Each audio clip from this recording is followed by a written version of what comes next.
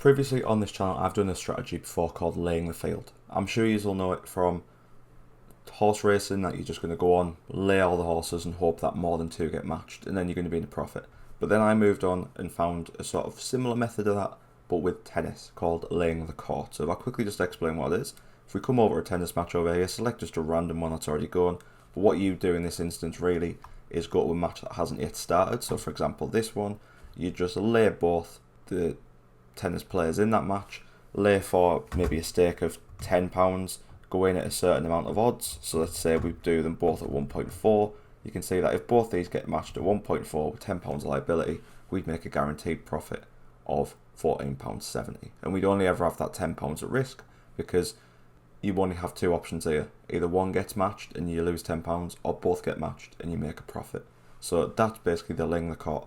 Now when we did this last time, I did it for quite a few matches over here. I recorded the pre-selection odds, so what the odds were at this point of the match, and then what the lowest odds were throughout the actual match itself, to help us decide what were good average odds to use.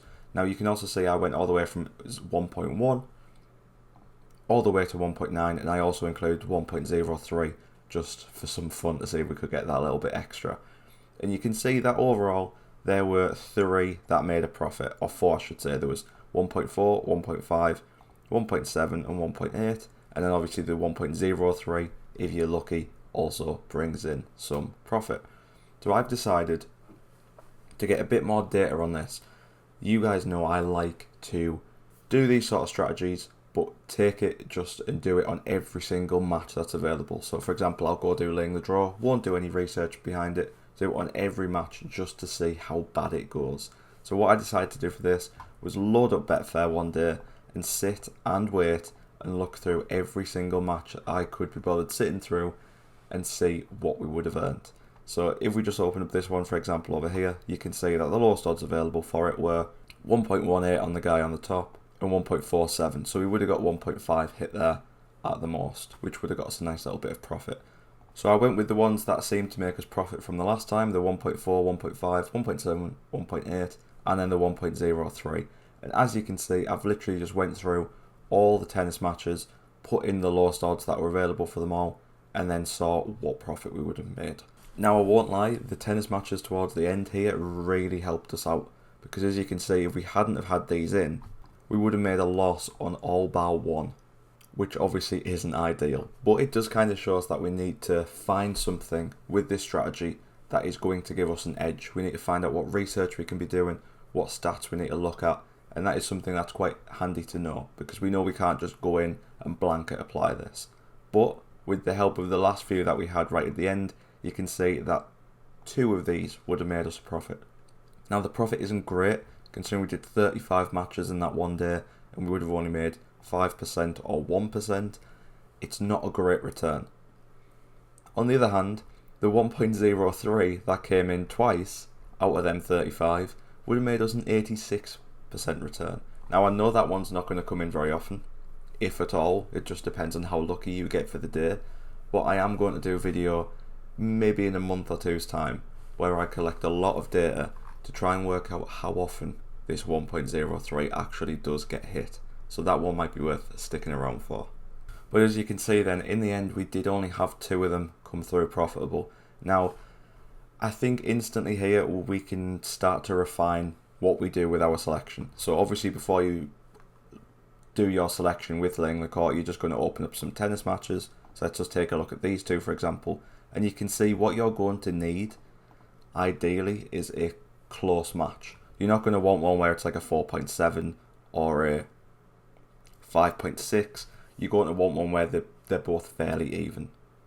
And that is something we actually learned when we did this the last time, because I actually sorted by the average odds over here, and you can see these are the ones I would have placed because the average odds were all under 2.20-ish.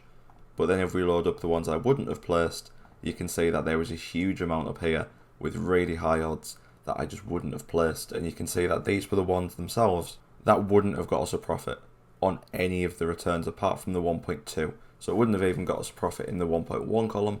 It would just about got us a profit in the 1.03, but only in terms of the actual odds would have got us a profit in this 1.2 column. So you can see maybe because of the lower strike rate when it comes to these higher odds, it doesn't get hit as often. Maybe if you're doing these ones, it's better to use a lower odds to go down to.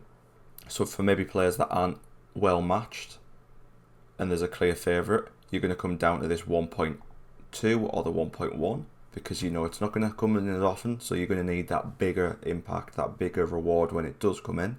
Whereas when you have some opponents that are fairly evenly matched, you could probably come in at around these 1.4, 1.5, 1.7 or 1.8. But you can see blanket applying this tennis strategy to every match that's going on at the moment won't really work too well. So I am obviously going to be doing another video on this because I really like this strategy, and I feel like if we can just find out how to get our match selection narrowed down for this, I feel like we could potentially be under quite a big chunk of profit, because you do often see massively changing odds when it comes to tennis, so it'll be really nice to actually see how much profit we can extract from that. If I just load up all these matches here that are currently ongoing, we'll be able to truly see how often this gets hit. So some of these have only just started, so they're not going to be too brilliant for this. But if we just take a look at this one, we've got a 1.1 and a 1.03, and it looks like this guy's going to be going on to win it. So that there would be a 1.03, which would be a huge profit of £316.86 for a £10 liability. So they're the ones we need to try and figure out the most. Moving on to the next one, you can see there was as low as 1.01 and 2.04. So that one wouldn't have made us any profit. 1.18 and 1.24 would have made us a nice profit yet again. And you can just see, even without any match selection here, there's been a few that would have got us some profit. This one again would have got us profit at 1.7.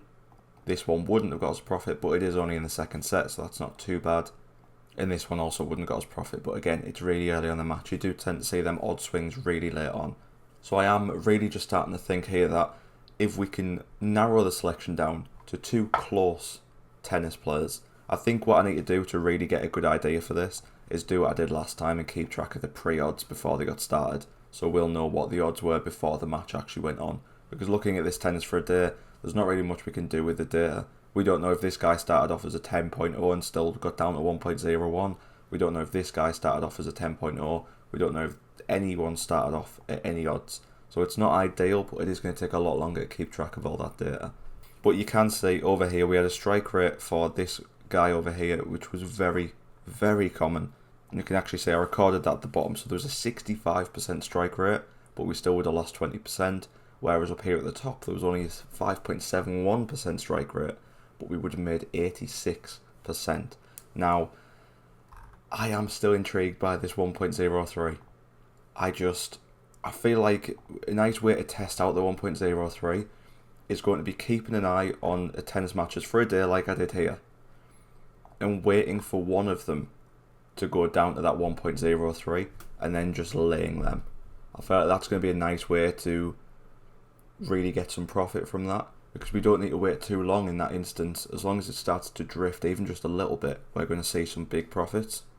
So if we just load up this match, for example, and just check what their odds would even be. So if we go to this 1.03 over here and say put in £10 worth of liability, you can see we're risking that £10, but the potential gain there is £326. So if you didn't want to risk even £10, you could probably go in with £2 worth of liability here, and you can still see that big return that's available. So I think this is something we're going to look at. Maybe every time a guy goes down to 1.01 on a match, we'll lay him and see just how much profit we can extract from that. But let me know down below what you think of that. If you've got any other tennis strategies you'd recommend checking out, do let me know down in the comments. Obviously, I think it's next week we're going to be having a video coming out where we're going to look at laying the first set winner. So it's kind of similar to that laying 1.03, just with a little bit less profit potential. But we're definitely going to be looking at some more tennis strategies in the future. Also going to be going back to football and looking at some horse races too. So let me know down in the comments what you think. Hit the subscribe button, and I'll see you next time.